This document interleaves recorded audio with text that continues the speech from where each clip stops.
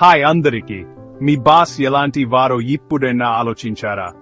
మనల్ని ఉత్సాహపరిచి పని చేయిస్తారా, లేక జైల్లో ఉన్నట్టు అనిపిస్తుందా?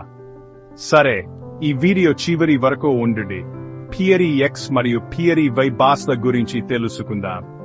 ముందుగా థియరీ ఎక్స్ గురించి మాట్లాడుకుందాం. ఈ కాన్సెప్ట్ ను మేనేజ్మెంట్ ఎక్స్పర్ట్ ప్లస్ మెక్గ్రెగర్ ప్రవేశపెట్టారు.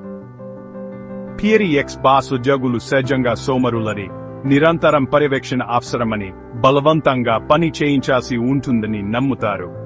శిక్ష లేకుండా ఉద్యోగులు పని చేయరని వారు అనుకుంటారు. చిన్న తప్పు చేసినా అందరికీ తెలిసేలా చేసే, ఏ నిర్ణయం తీసుకోనివ్వని బాస్ ని యాహించుకోండి. ఎక్కడో విన్నట్టుందా? ఇప్పుడు థియరీ వై గురించి చూద్దాం. ఈ సిద్ధాంతం ప్రకారం ఉద్యోగులు స్వీయ ప్రేరణతో స్వతంత్రంగా పని చేయగల సామర్థ్యం కలిగి ఉంటారు. వారు బాధ్యత తీసుకోవడంలో నమ్ముతారు, మరియు జీతం కోసం మాత్రమే కాదు, తాం పనిలో సంతృప్తిని పొందుతారు. థియరీ వై బాస్ స్నేహపూర్వక వాతావరణాన్ని సృష్టిస్తారు. అక్కడ సృజనాత్మకత వర్ధిల్లుతుంది.